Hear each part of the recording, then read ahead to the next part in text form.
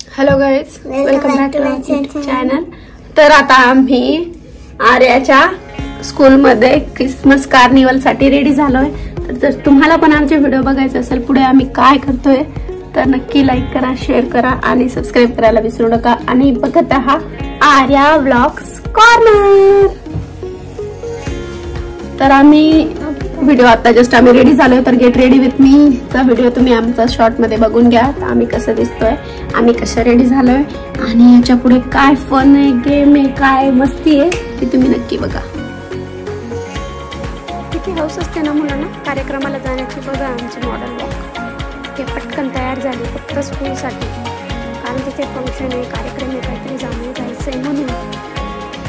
आम्ही माझ्या स्कूल मध्ये चाललो क्रिसमस पार्टी करायला. जास्त एक्साइटेड आहे तिच्या कार्निवल साठी. आता आम्ही स्कूल मध्ये जाऊ आणि पुढे कोणते गेम्स काय काय आहेत ते आपण बघूया.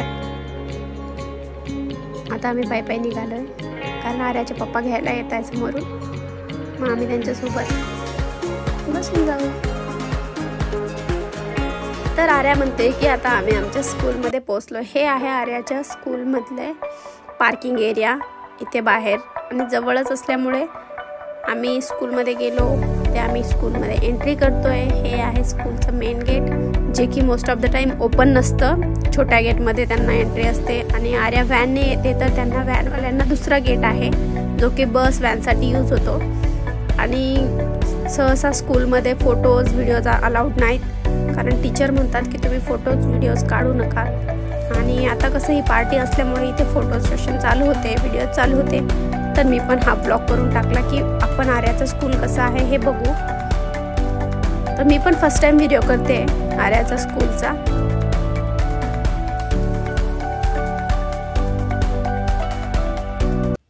या कार्निवलमध्ये खूप साऱ्या फन ॲक्टिव्हिटीज होत्या. फूड स्टॉल होते, डान्सिंग होतं, पेंटिंग होतं, आणि जसं आपल्याला पाहिजे त्या प्रकारे सगळे मज्जा पण करत होते. सगळे पॅरेंट्स होते, टीचर्स होते. आणि फायनली मी आज तुम्हाला आर्याचा क्लासरूम दाखवणार आहे. त्याचा व्हिडिओ मी पहिल्यांदाच केला आहे. आंटीच तिथे उभे होते आणि ही अशा प्रकारे तिथे क्रिसमससाठी डेकोरेशन केलेलं होतं. खूप सुंदर होतं. छान प्रकारे त्यांनी आम्हाला इंट्रोड्यूस पण केलं. तर हे आहे आर्याचा क्लासरूम, जे आहे सीनियर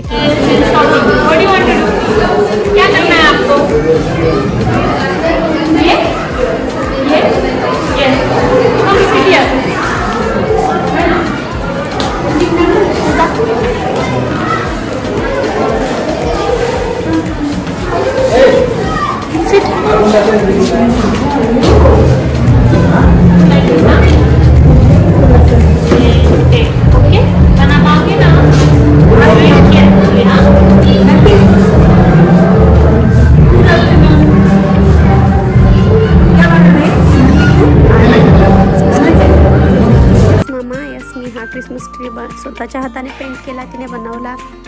तर छान वाटलं तिच्या पप्पांना की काहीतरी मुलं ॲक्टिव्हिटीज करतात, स्कूलमध्ये शिकवतात.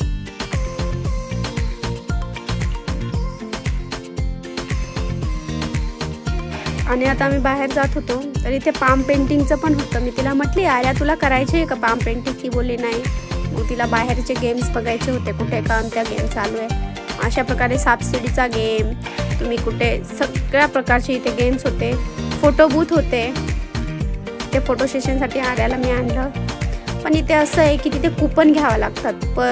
प्रत्येक गोष्टीचे कूपन आहे. तर तुम्हाला एखादा गेम खेळायचा तर 30 रुपीजला कूपन, कारण आपण पैसे देऊन त्यांच्याकडून कूपन विकत घ्यायचा आणि ते कूपन देऊन आपण पुढची ॲक्टिव्हिटी करायची. तसे मी कूपन घेऊन ठेवले आणि आर्याला सांगितलं तुला जी पण ॲक्टिव्हिटी करायची ती मला सांग, मग मी तुला ते कूपन देऊन ॲक्टिव्हिटी करेन. मग तिथे डान्सिंग चालू होतं, तिथे परत स्केचिंग होतं आणि वॉल पेंटिंग करायची होती. त्याचबरोबर तिथे छोटे मोठे टॅटू पण होते. एक टॅटूचा स्टॉल होता जिथे तिला मी बोललेली की आर्या तुला टॅटू काढायचं आहे का? ती बोलते नाही मला फक्त खेळायचं आहे. तिला घसरगुंडी खेळायची आहे, तिला झोका खेळायचा आहे, तिला मज्जा करायची, फक्त बाकीच्या ॲक्टिव्हिटीज नको. इथे डान्स चालू होता. छान छान मुली डान्स करत होत्या वेगवेगळ्या गाण्यांवर. छोटासा बेबी मस्त नाचतोय.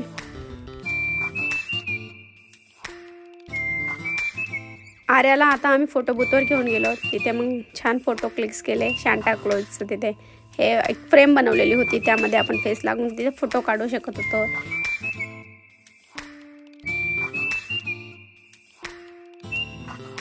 आणि क्रिसमस ट्री जवळ फोटो व्हिडिओ केला नाही मग तर काही गोष्टच नाही. मग तिथे पण एक छान फोटोज काढले, एक व्हिडिओ बनवला. पण तिथे गर्दी खूप जास्त होती, सगळ्यांनाच फोटो काढायचे होते. त्यामुळे जेवढे क्विकली आम्ही फोटो व्हिडिओ घेतला आणि तेवढ्याच क्विकली मग ती खेळायला पण गेले. तिला स्लाईड खेळायची म्हटली की नंबर 1. मग तिथे स्लाईड खेळली, जे की त्यांना रोज खेळायला भेटत नाही. कारण व्हॅनचा टायमिंग आणि स्कूल सुटायचं टायमिंग, व्हॅनवाले अंकल येतात, त्यांना पटकन घेऊन जातात. कारण त्यांची रिस्पॉन्सिबिलिटी असते की मुलांना पटकन घेऊन त्यांच्या घरी सोडायचं. मग तिथे त्यांना खेळायला वेळ नसतो. आणि टीचर्स लोक पण जेव्हा त्यांचा लंच ब्रेक असतो तेव्हा थोडा वेळ सोडतात त्यांना. पण पोरांचं कसं, लेकरांचं मन भरतच नाही ना, जेवढं खेळायला तेवढं कमीच वाटतं त्यांना. मग नंतर तिला खूप जास्त भूक लागली. मग आम्ही तिच्यासाठी छान ग्रिल सँडविच घेतला. मग तिने सँडविच एन्जॉय केलं. मग तिकडे सॉन्ग चालू होतं ठुमक ठुमकवाला. मग तिने ते गुलाबी शरारावर तिथे डान्स करत होती. पण तिला लाज वाटायला लागली. परत तिने बंद केलं, थोडा वेळ डान्स केला आणि झालं म्हटले.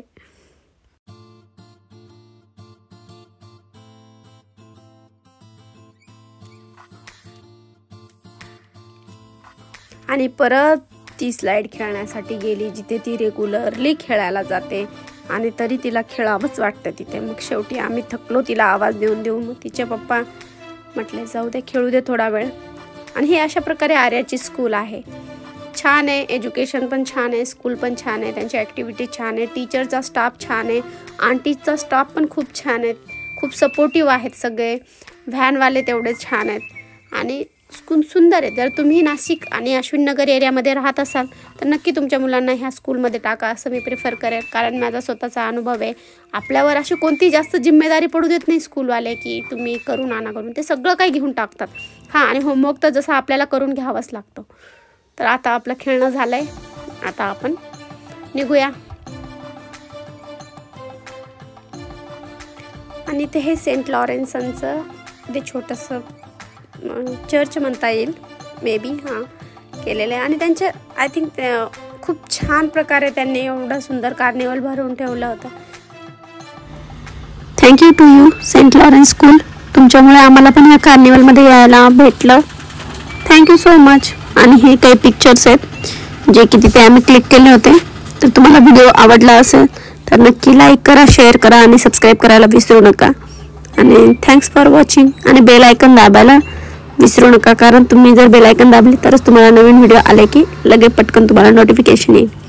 थँक्यू.